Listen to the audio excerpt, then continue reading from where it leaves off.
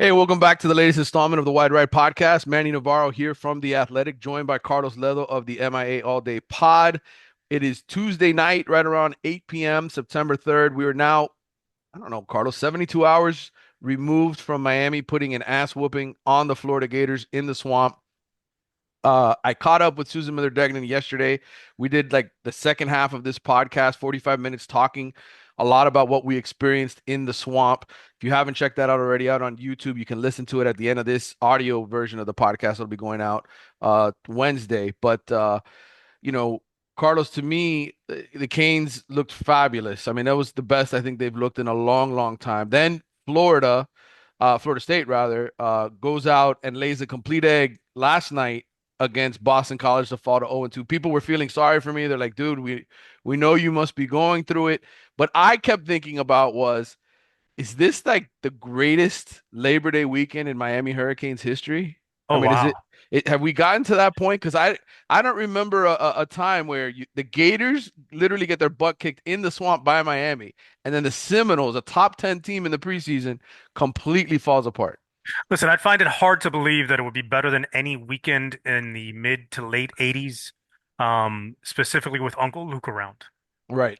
So I Those mean, were good weekends. one thing is, yeah, this is really nice, but shit, being at the top of the game, team of the 80s, and then going to the Pac Jam after, listen, bro, yeah, that's not gonna compare.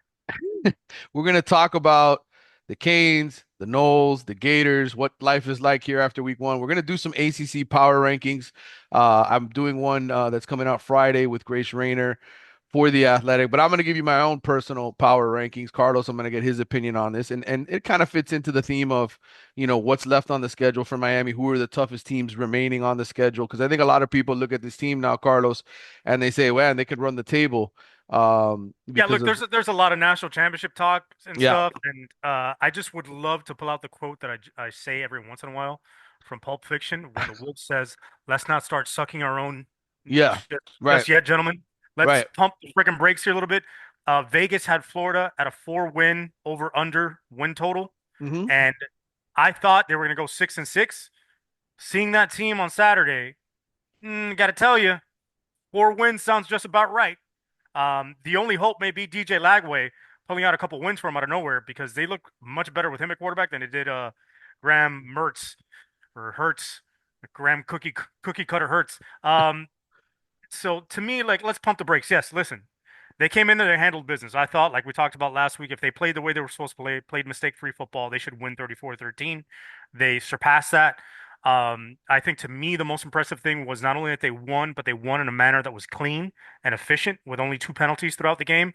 I think the Cam Ward hype is real, and I think he is a legitimate, first round type quarterback, and that covers up a lot of warts and makes his team look a lot better. But to me, I think, listen, when you're talking about this is the best game they played in a long, long time, this is the best game they played since Texas A&M last year, Hmm. and Texas A&M was a better opponent. I'll leave it at that. Okay, but it was at home.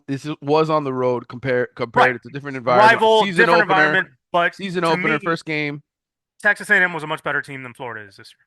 That's fair. I can take that. I can accept that. All right, we're going to talk about all that stuff, and we're also going to get to your mailbag questions. And your mailbag, I think, it's going to lead us into some really good Right. conversation. So we're not going to spend a ton of time necessarily rehashing the game, but a couple of things to point out here, Carlos. I think 29 guys got into the game on offense for the Hurricanes. Like they were rotating in deep. You saw some freshmen get in there. Jordan Lyle at running back, Elijah Lofton at tight end caught a pass.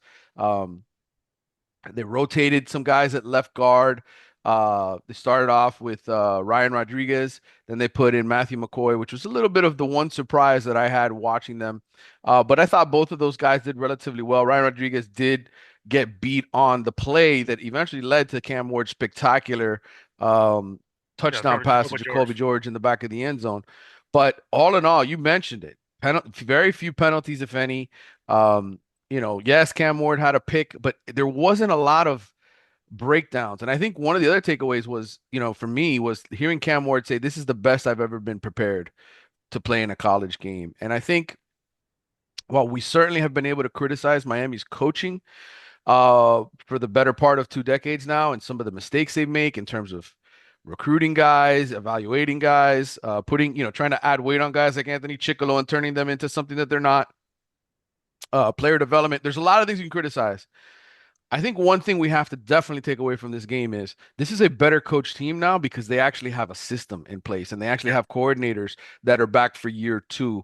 And I think that's something that may be underrated going into this year because continuity is huge. Not only that, but I think, talking about player development, I think this is the first time I've seen now, this is being Mario his third year, the progression of players uh, to progress in a positive manner, get their bodies bigger, stronger, and see it perform on the field and see those dividends. I thought Chase Smith, his body looked totally different. He was made some plays in during the game.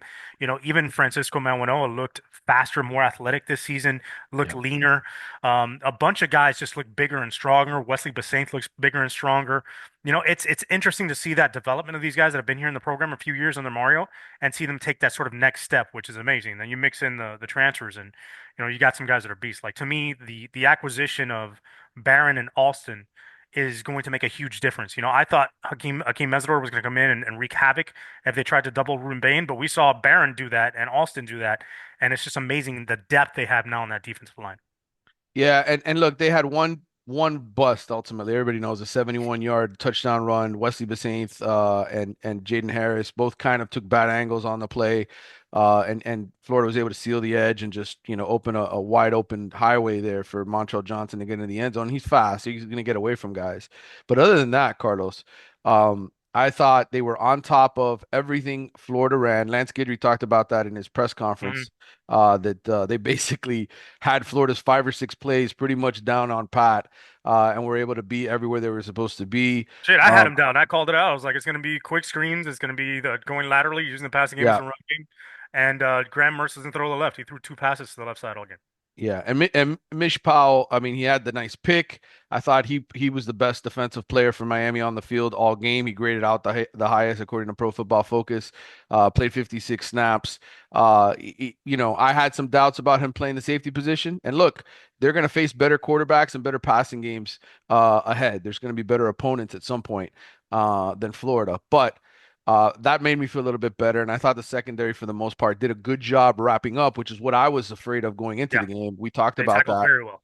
They tackled really, really well, which is very encouraging for game one because in the end, that's the kind of thing that can be a problem. 5 missed tackles in this game for Miami. Damari Brown Whew. had two, Maui Noah had one, Chase Smith had one, and Akeem Mesidor had one. And they definitely got a lot of pressures on the quarterback. Barron three, Elijah Alston three, Simeon Barrow two, 15 pressures on the quarterback in this game for Miami. So even without Ruben Bain, who, we know he's injured, we know he's going to miss probably a month. I would guess he's not going to come back until the Virginia Tech game. There's no reason to rush that guy back from a Yep. soft tissue injury when you've got soft tissue that you're playing against the next few weeks. Ooh, So, nice.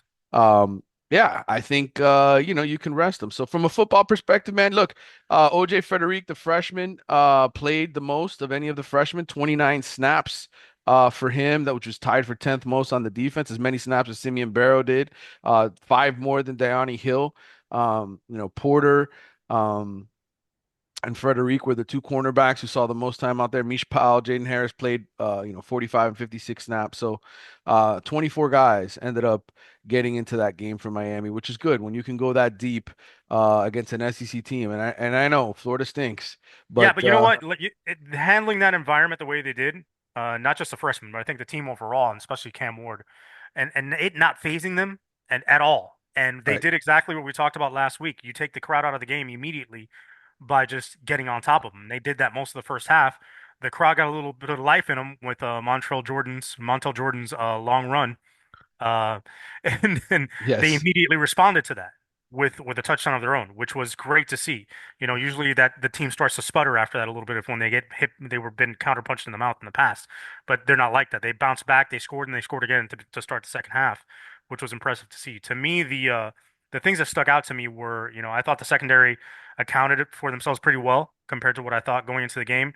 They missed a couple shots, the Gators did, but I think they played well enough to really stick their chest out and be proud of what they did. The other thing that I thought was a little bit concerning to me, that was a little disappointing, was their inability to run the ball better. I thought the run blocking in this game wasn't great. Right. I also thought 14 pressures on Cam Ward was a little bit high for my taste. I knew they were going to come after them. Obviously Cam Ward just dodged it and made it look like he was Neo in the Matrix, so it didn't make a difference. But still, that kind of high level pressure and the inability to really open up holes in the run game and be as dominant as you wanted to be on the offensive line, to me, was a little bit concerning. And I think part of that is being unsettled at that left guard spot.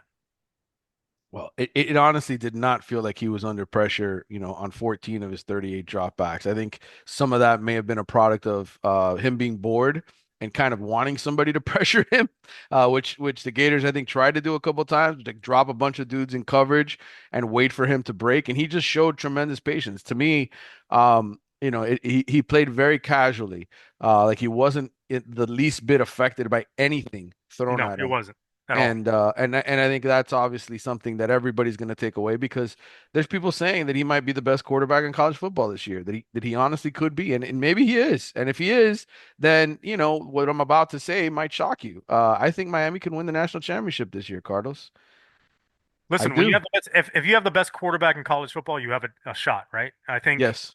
we've talked about them having really good talent, frontline talent, but the issue is depth still. I think depth of roster, depth of talent behind those frontline guys. If there's a catastrophic injury to a frontline starter, that could derail things. But if they stay healthy the whole season as is, you know, they have a shot.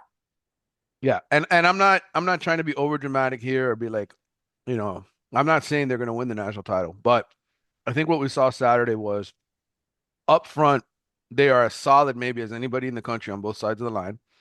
And they've got a quarterback who can, like you said, erase a lot of warts. They've got receivers who can make plays. They've got tight ends now that can make plays. Um, we know their running backs are better than what they showed. And, outside of the secondary, which we're all going to question until they face a really good quarterback and prove it, um, I think they're complete, man. They've got a kicker. They can punt.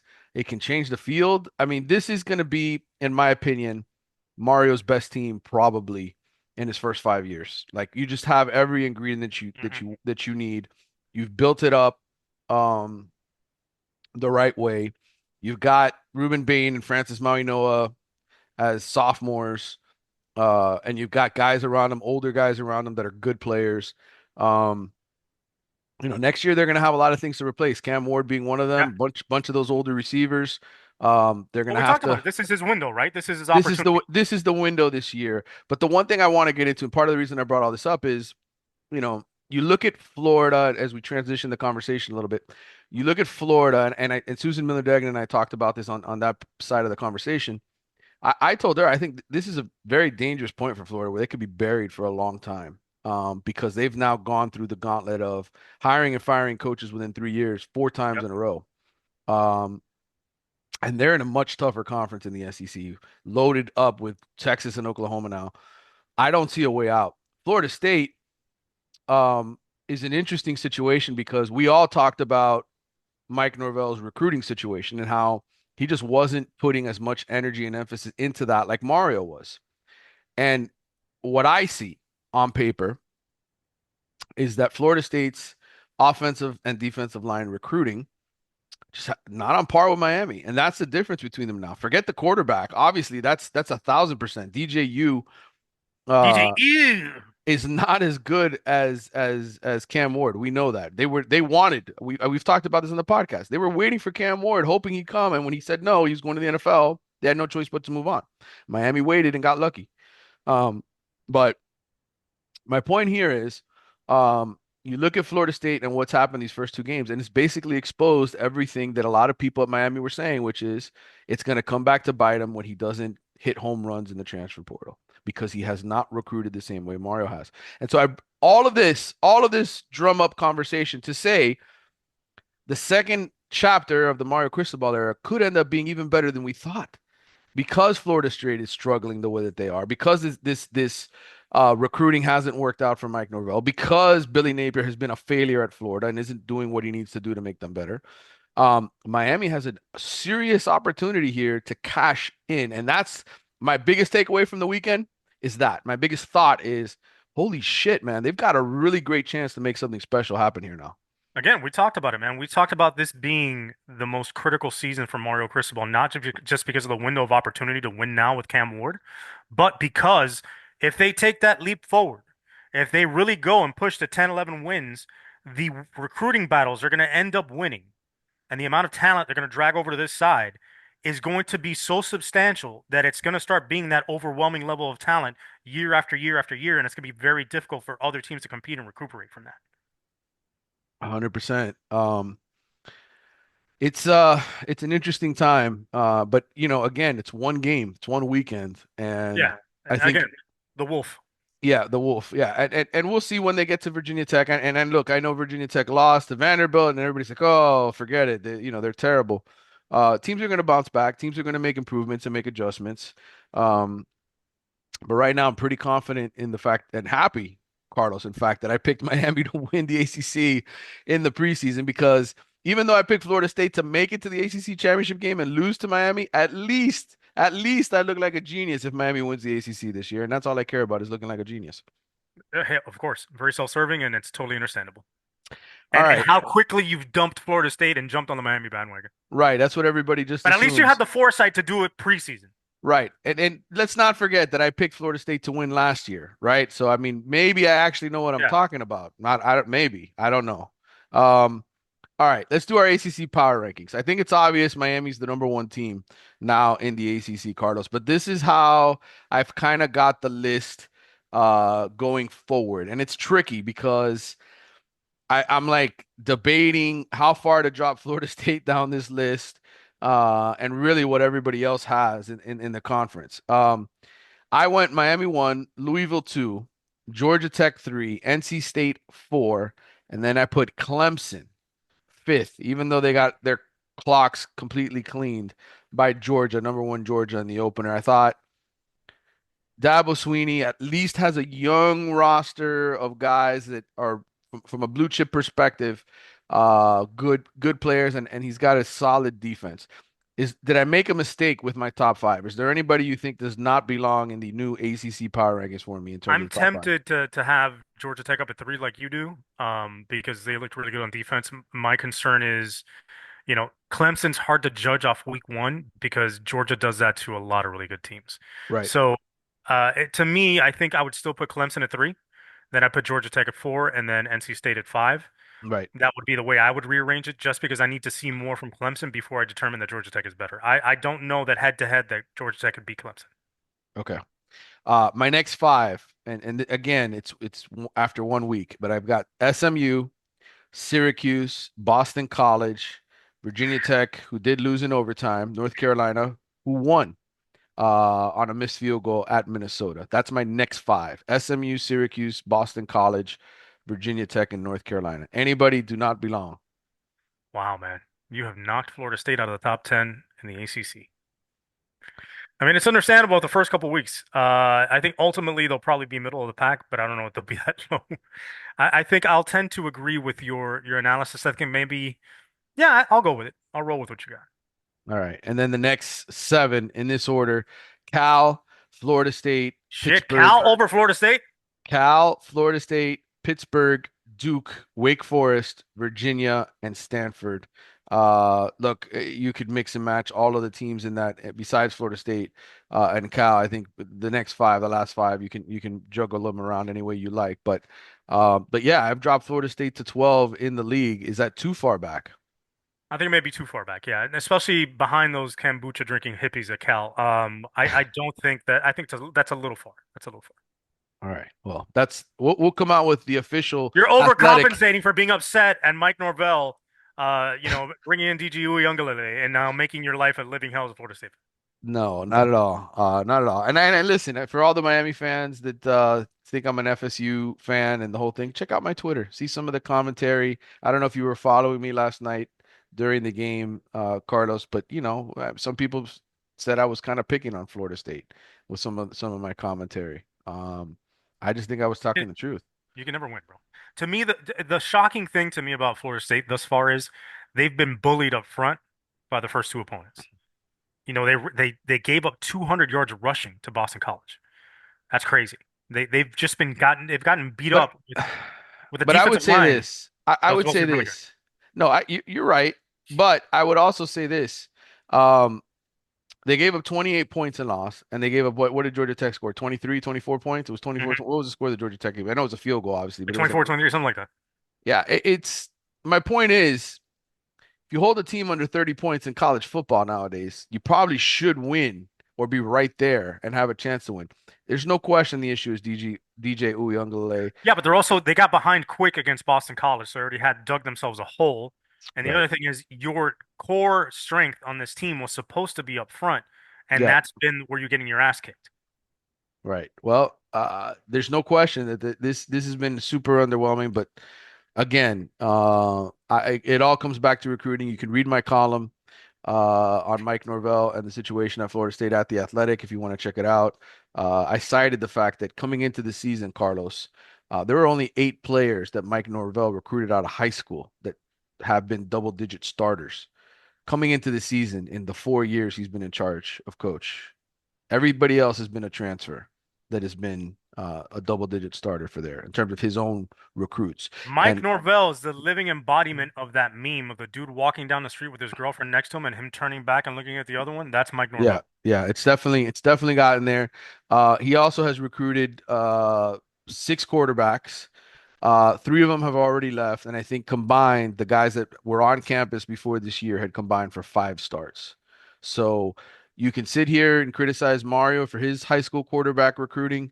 Um, I would tell you Mike Norvell is just as bad, if not worse. And I think as long as Miami can start to recruit high school quarterback, and mind you, Norvell's in year 5, Mario's now in year 3. I think as long as Mario hits on some of these high school quarterbacks, whether it's Emory Williams, who develops into that guy, or Darion Coleman, or somebody else in this next class, Or Luke DJ Nick, Lagway when he transfers over from Florida. right, or Luke Nickel, one of these guys, as long as one of these high school recruits ends up developing here in the next year or two, you can feel pretty good and say, okay, well, they're not just dependent on the transfer portal every year, but everything else, offensive line, defensive line, linebacker, running back, those are homegrown products that are Because he's flourishing. done it the right way. He's supplemented the recruiting classes, with guys, and he's plugged guys in from the portal in areas that they were too young to go out there and throw guys onto the field and allowed those younger guys to develop into what they're becoming now. Right. Well, look, it's a winning formula right now. We will see if it ends up being at the end of the season. So I don't think they're gonna get tested until they get to Louisville. So as of right now, put that shit on coast and go autopilot because right now Miami's opponent for the next 5 weeks is basically Miami. That's the way it is. yeah, exactly. Let's get to the mailbag and we can wrap this puppy up because I don't know if you know, but that alarm that's been going off here in the background, You got a fire going on? it's dinner. It's dinner. And I've Oh, I've I've had a busy day coaching soccer, driving people to basketball practice. It's been one of those you've had enough. As noted by our picture on Twitter, where I caught Coach Manny setting up the field, the primary soccer field, as I was yes. on the parent pickup line. Yes, it's been a lot. It's been a lot today. I'm going to the tweet that I sent out earlier with the Seminole hugging the gator. I don't know if you saw that Yeah. AI image. All right, this is from JL Valero 81. Carlos Ledo needs to tell us how pro tastes. Ha ha ha for the Dawson slander. Okay. Why should I eat crow for what? Apparently, 41, 41 points against a bad defense. They scored 48 last year against a better defense against Texas A&M. And you were following me along that path that Dawson wasn't that great. You just want to hear me say I'm wrong, and I'm not. It's one game in, buddy. And I don't eat crow. Whether I'm right or wrong, I'm not that kind of guy. I give my opinions freely, I give my opinions confidently, and I don't care what other people think. So enjoy your crow, my friend, and suck on that one. And I'll tell you what, I'll tell you another thing. I think Shannon Dawson called a better game against Texas A&M last year than against the Gators this year. And you know how I know that? Because I just went back to prove my point and watched both condensed games and looked at the play calls. okay. Wow. All right, people. This is a real feeling here now. All right, this is not fake. Armando Izagirre, your favorite, says, "Is Shannon Dawson a good OC, and should we trust his QB more, or is Cam just so good that I'm assuming this means Dawson being OC doesn't matter?" So I guess what he's trying to say is Dawson really good, or is this more Cam? I think Dawson's okay. I don't think he's bad. I mess around a lot and whatever, but I don't think he's a bad offensive coordinator. I just don't think he's a great offensive coordinator. I think Rhett Lashley was way better than he was.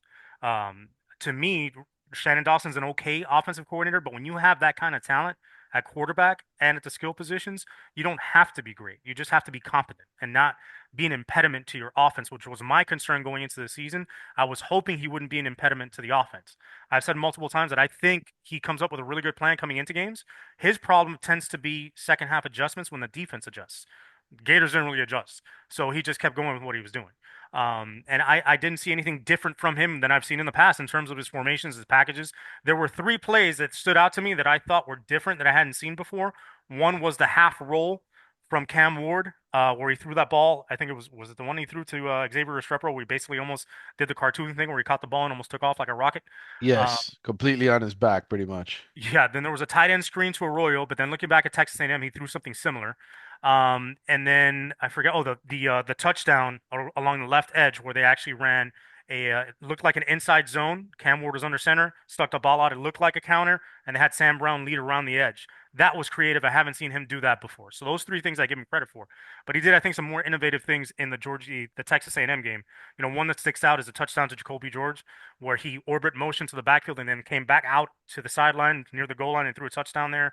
The one to Colby Young, where Colby Young on the goal line lined up as an H back and came across the formation into the end zone. He did some more innovative things in that Texas A&M game. So for those of you people that have tweeted me saying Dawson was in his bag, no, Cam Ward was in his bag. And he made Dawson look like he was in his bag because there was a whole lot of scrambling and Cam Ward doing all this and throwing balls down the field after 16 seconds of coverage in the back end. Good points. All right.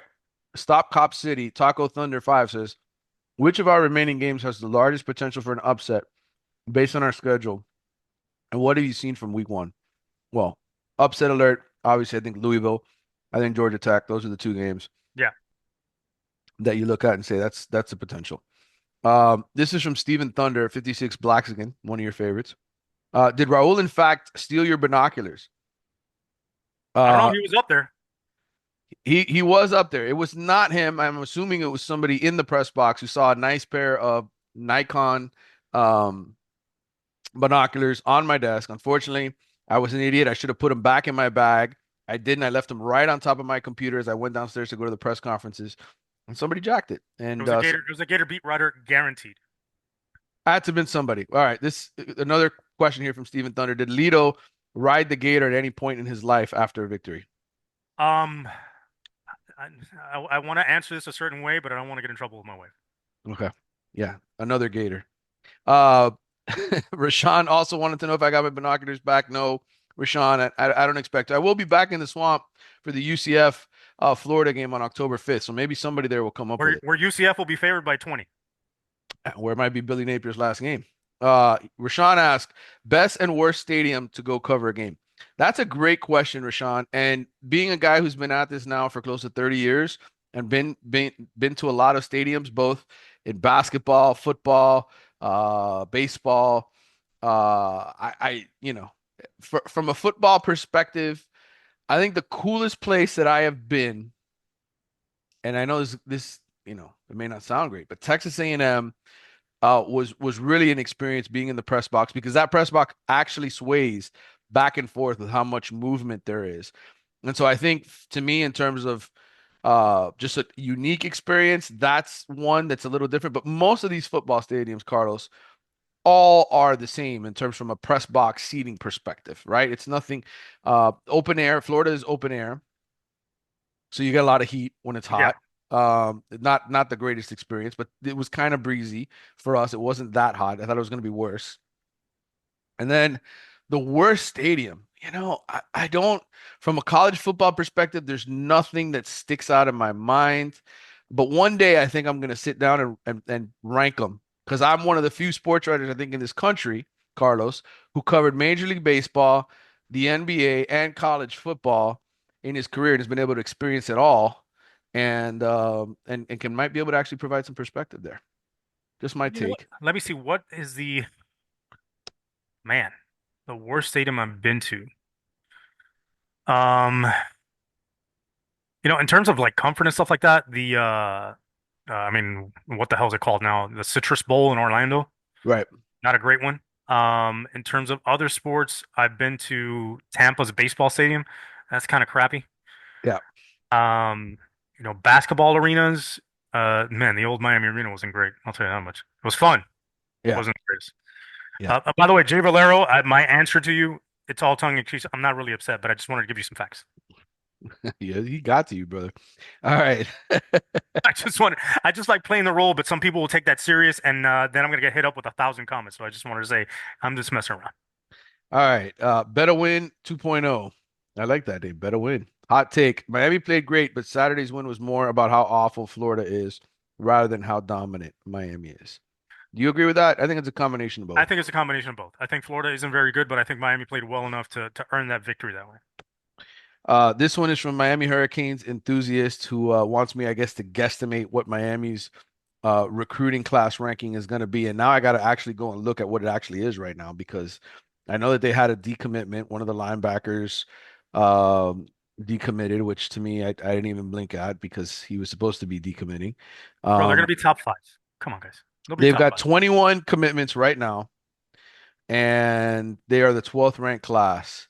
I am going to assume, Carlos, that they are going to flip two or three 5 stars that they have wanted and coveted by the end of the season because they will be a Final Four team in the playoff.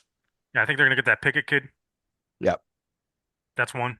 So I mean, just getting two alone will get them in the top five. I think. I think there's going to be a lot of people jumping on the Miami bandwagon as Oh this yeah, season continues. yeah, And there's a chance that this is a top five, top seven class. And I think as long as it's there, as long as it's top five, top seven, dude, you're doing exactly what you're supposed to do, which is stack, stack, stack, you yeah. know? And listen, top five to top seven recruiting classes are different than top 10, top 15 recruiting classes. You're Yeah. talking about a different level of talent. So keep stacking those; they'll be good. All right, this is from Myrick McCray, MJ McCray on Twitter. Any chance that the offensive performance this weekend is the result of an offseason of prep for that game, or that was a look into the real Miami offense for 24? Danny Enos had a great game plan for USF, and as the season went on, it turned into a red solo cup filled with poo. Um, yeah, that was a great line. I really appreciate that. I would say this. I think yes, you can have a certain level of success with scripted offenses and unveiling. The bigger thing here, Myrick, is people are going to adjust to what you do well and they're going to take it away. That's what coaches get paid a lot of money to do. Besides recruit and land players, it's to make adjustments to every single opponent that you face. And some teams might just be a tougher matchup than others for certain teams because they've got Yeah. personnel and they've got players that can execute certain things that other teams can't. So all I'm going to say is I think what's real is that Miami's got Cam Ward, a really good offensive line, solid receivers and running backs, and I think they're going to be a top 20 scoring offense in the league this year, in the country rather. And that's good. Listen, I think they were very prepared for this game. They knew Florida what Florida was going to do. Florida didn't really adjust in game. Like I said, I think Dawson does a really good job prepping and coming in with a game plan. The Right, adjustments may have been the issues, but I also think there's enough talent on this offense that, and they're not even scratching really the surface yet because what was the offense this game? They didn't really run the ball that well. They were mainly in the passing game. It was Restrepo and Arroyo. Horton made a couple plays, but the outside receivers outside of that really didn't do much, right? right. So there's still a lot of meat on Oh, the there's bone, a yeah, for a no lot of things question. they can get into where this offense can be even better as the season goes on. Cameron Thomas asks, Cam Ward will be excellent this year, but what is the plan for QB next year? Are we confident Emery Williams, or is a transfer a better move? Go DJ Canes. Lagway. Yeah, I think they're gonna go after somebody in the transfer portal, but Yeah, and they I are think I think DJ Lagway right now after that game is like, dude, that looks pretty good over there. most of those guys would, right? Jason J Cord 57 asks combined wins for UF and FSU over under 6.5. I would say I think Florida's probably good for 3 to 4 wins. Yeah, And I would say Florida State is probably on the 5 to 6 win plateau right now. I'll give them the benefit of the doubt and go 7 for Florida State. So yes, the over under I would say is 10. Yeah. combined, if you're combining it for both of them. Yeah. Um, Alex Alves is interested in Carlos's thoughts on Dawson's play calling. I know he's been critical of him. With the real QB, he seemed to be in his bag Saturday, very multiple and with some motions. No, it's the same. It's the same thing he ran against Texas A&M. Same sets. He didn't really vary from any new formations or anything like that. But he didn't have to in this game. So I don't know if he does have stuff that he's going to add throughout the season. It wasn't really complicated what he did. It was Cam Ward doing a lot of work. yeah, and buying time and when you can't cover people for 5, 6, 7 No, and seconds. and allowed Restrepo to get open a bunch of times. And listen, the other great thing is we talk about player development. Restrepo has gone from a guy that had some issues with his hands freshman sophomore year to being a really dependable, really good receiver last year to being probably the best slot receiver in the country right now. Coach Travieso, Magic Buck, was this the best game Dawson has called at Miami? I'm Nope. wondering what he says, and I'm wondering what kind of flowers Carlos will be sending him. No, none. They're coming after you this week, brother. Uh, Because the thing is, people see a result on the scoreboard and they assume that yeah, based on the outcome, that Shannon Dawson had a great game and didn't really look at what the hell Cam Ward was doing on the field. right. Um, in spite of what the games was called, because they didn't get a lot of separation on the outside with the receivers. Horton one time down the field was the one time they got really good separation, Right. and really most of that was that throw by Cam Ward that you said was the best throw of the game, which I thought was the best throw of the game also. So he was working the backs and tight ends and Restrepo more than anything, and those are just generally late reads. So it's him making a play and then finding a guy open and delivering darts. Mike Jones, Jonesy 713 says super nitpicky, but would you guys like to have seen Ward pulled earlier in the fourth quarter? Oh yeah, I would like to have seen him not even play in the fourth quarter. I'm with you, but I think Mario was not going to take his foot off the gas, especially after some of the things I heard. Nick Green, Big Juice 52. Do you believe that Shannon Dawson didn't open the offense up this much due to him knowing of TVD's severe weakness when reading a defense? I'll be honest. Go back and look at the Texas A&M game. Again, he opened it up a little bit more in Texas A&M. His play calls were a little bit better. It's basically a lot of the stuff you saw while TVD was here, but only they executed. Right, because Cam can read zone defenses and, and, Exactly. and be patient. Right. And it was the same. And also buy time and find guys open. Right. Gem0790 says, understanding we have Cam Ward for a year, but do you think they will be able to sustain the potential success of this year's team for at least the next 2 years? I mean, it all depends on what they get in the transfer portal because I think, like you said, there's going to be a lot of guys leaving a lot of holes that need to be filled. Right. And then still, there's not enough consistency in the classes, the depth of classes to sort of churn with the next guy up in every position. So if they land another big time quarterback like Cam Ward, absolutely. If they fill the secondary like they did with Mish Powell and do different little things where they fill in those gaps, then absolutely. All right. There's a bunch more that are in here, and this is one that I wanted to get into because people wanted me to talk about what's wrong with FSU. We kind of covered what's wrong with FSU. I think DJ Uyunglele has to run. He's 6'5", 250. If he's not going to use his body as a weapon and be a real threat, that FSU offense is really limited. And I got the impression being in Charlotte and talking to Mike Norvell and hearing him talk to other people that DJU was going to run the ball more. I think it's quite evident he doesn't want to. He thinks that No. he's an NFL quarterback. Somebody gave him some bad intel there. The other This thing I is think is a problem for FSU is they aren't running the ball as well as you expected them to run the ball. And when DJU was effective at Oregon State last year, he had Damian Martinez taking a bunch of that load off, right, which allowed him to get a lot of single coverage and go one-on-one on play action. And that's not helping him. He's a check down Charlie by nature, all right? right, Captain check down, but right, having a running game would really help him. right. And he doesn't have Uh, a lot of playmakers on the outside. Kane Films Art asked a good question here. Do you think the large sums from NIL deals tend to drive college players to push harder for success, or do they risk making them complacent? Are we seeing that with any current players, Kane or non-Canes? Art, I think it just depends on the player. I think I think players nowadays, look, they all dream about making it to the NFL, right? They all believe they all have egos, they all think that they're better than they really are. They all think that they're going to make big money in the NFL one day. But I think some of them certainly smart enough to recognize that that may not happen. And so they're trying to get the payday now in college, right? Yep. Um, that said, the complacency, I don't know if it has anything to do with the money. I think some of these guys naturally do not love the game the way that they're supposed to. They don't care about it with as much passion as others. And I think that's one thing that has been lost in sports. And maybe I overemphasized it in the past as it really being there and misinterpreting that it wasn't. But I think the number one thing I hear from great athletes all the time is I work harder than this guy. I try harder than this guy. And I always used to think, oh, that's hogwash. Everybody works hard. Everybody works out. Everybody cares. But the reality is coaching, being a coach now, a youth coach, being around athletes my whole life, the guys who are great because they care more than anybody else about being great and putting themselves in positions to be great. I think there's a lot of athletes who participate in sports and play it because they're gifted athletically or because they're big bodied or because of whatever. And it's their way to get a free education. It's their way to make money.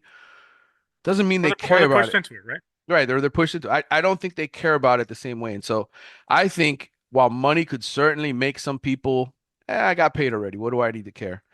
Um, I think there's always the thought in the back of these players' minds, how maybe I can make more money, right? There's always if I'm getting paid now. So I don't see why they would be complacent, unless they already are before the money came along, right? Right. And I think, to your point, and Art, hey, great job on YouTube. He does some great jobs bringing down Kane's videos. Love his Hmm. content. I think part of the situation is knowing who to pay, right? And I think ultimately, when you're giving these guys money, it has to be a situation where you're paying a guy that you know his character and his culture makeup that is going to fit with your program. Number one, and number two, can sustain or can absorb the impact of having that kind of money and still having the work ethic to work through it. Like for example, Cam Ward, you know. He knows he's going to the NFL, right? That's his goal ultimately. But he still commanded a price to come to the University of Miami because he knows his value. So it's a not, and that value didn't stop him from still working hard in the offseason and trying to be the best he can be because like you said, he's got the long-term vision of where he wants to end up. And generally the best players in the country have that long-term vision. They want to be more than what they are right now. So yes, sometimes maybe you pay a guy that gets complacent, or he's on a team where he starts flashing that money around, and that means more to him, the Hollywood lifestyle, right? That money lifestyle, than working hard and trying to get to the next level. And it's very rare, but I would say if you pay the wrong person, it's going to end up going wrong. And it's not about the money, it's about the person themselves because money doesn't make you a better person or a worse person. Money just makes you more of who you really are on the inside. So that's why it's important you know who you're paying and that person can absorb that sort of impact and still be the same person. Carlos, to me, like I don't think money in the end makes them complacent. I think you know what hurts them more than anything else? It's winning and losing. Yeah. I think we've seen it with the Hurricanes, right? Where they quit, right? They have a really bad loss and they never recover from it. I think that's kind of what's happening with Florida State right now. I think those guys are going through it emotionally, like, hey, we came back for this, right? We came back and now we've already lost game one. I think a lot of coaches lose players the moment you lose a game. And that's mental weakness on the part of the athletes and the players. Those are guys that don't really love it, that they're in it for one thing, and it's not enough. It's not enough to be a great And athlete. that's the other problem with the transfer portal, the mercenary lifestyle, is if you don't have guys that have been with you from the start, that believe in you and your culture and your program from the start, it's harder to get them motivated after two losses, after you hit a rough patch, than than these mercenaries that come in for a 1 year bid to try and Well, springboard themselves into the NFL. and I think knowing that the transfer portal is there short circuits a lot of seasons because guys just say to themselves, "This guy's not playing me the way I want to be played. This guy's not playing me enough," or and they say, "You know what? I'm not giving effort anymore because I'm going in the transfer portal at the end of Yeah, the year." because it not only devalues you as a person, but you say, "Shit, this guy recruited me out of high school. I busted my ass. I've developed for him for 3 years, and he's still not putting me on the Yeah, it's field." resentment. There's resentment. Resentment. Yeah. This is from Brandon Koch Coden on Twitter. Poff is Oh, in there at the end. Heard some folks saying that that shows he's the number two quarterback. I'm reading that as don't waste games as Emery's red shirt on pointless snaps, except we don't see Emery even in garbage time until October at the earliest. Does that sound right? Here's what I'll say, Brandon. I learned this early this year because I asked a question about Nico Iamaleava, the quarterback at Tennessee. He played in 5 games last year and was still listed as a redshirt freshman. The rule used to be 4 games. Well, now it's 4 games in the regular season plus the bowl game that you're allowed to play in. So, yes, Miami is trying to redshirt Emory Williams. And I've said this on this show. I've said this to you and I have talked about this. if something were to happen to Cam Ward where he would miss a significant amount of time, Miami's going to roll with Emory Williams. Yep. Garbage time, that's Reese Poffenbarger time because Yeah, you can save the red shirt that way. That's the way I would look at it. I agree. All right, and this is really the last one I want to get into because I feel like we can have a long conversation. This is from King Reezy. He says, I think the moderators and beat reporters for Florida State and Florida lie to the fans and can't be objective with their teams. This is why you and Susan and Barry, meaning Susan Miller Dagnan and Barry Jackson from the Miami Herald, get hated on so much. There's no way you can look at either of those programs and say they are good. What do you think? And there was some other responses to this. Cuban Kane said, we have them reporters as well. This is why I'm big on let your eyes make the observations versus the people get paid to give positive news at all times. Some of the pods are like that, I agree, but the fans like being lied to, kind of like some of them extreme politics people. All right. This is an interesting topic for me, Carlos, because everybody wants to know how the donuts are made, right? Like why are the first of all these preseason rankings that are absolutely meaningless, and the stuff that people in my profession do, like tiers, ranking tiers. These are the best teams in the country every year, right? First of all, we all get paid to produce content, right? People want to read, they're interested in the team, so that's where all of that comes from. But I'm gonna say this: um, every situation at every school is different. But having worked for a newspaper and now working for The Athletic, which is an international publication with sports writers from all over the country, I don't Mr. Worldwide. I don't feel like I have to kiss anybody's ass to maintain my access and to do my job. I can't say that's the same for everybody who works at other websites. Yep. I think people may form certain opinions or wave pom-poms and not write negative things because they're beholden to the people at those programs to write positively and to make their programs look good. Okay. And especially the recruiting websites, because recruits pay attention to that and they look at message boards and they spend a lot of time.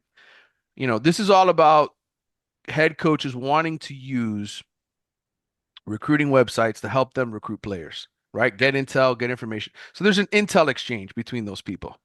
Um, and so I'm not going to sit here and say the Florida State and Florida guys who cover those teams from those websites are lying to you. I just don't think they know really what good football is. I think they don't really know the game, Carlos. And I think part of it is their eyes are slanted based on what the coaches tell them, right? And I'm going to tell you this, as somebody who worked on the top 100 transfer list for the Athletic, and I worked on this with Bruce Feldman and Sam Kahn, and you can go look at the Athletic and check it out there if you want. Um, I talked to a lot of people in personnel.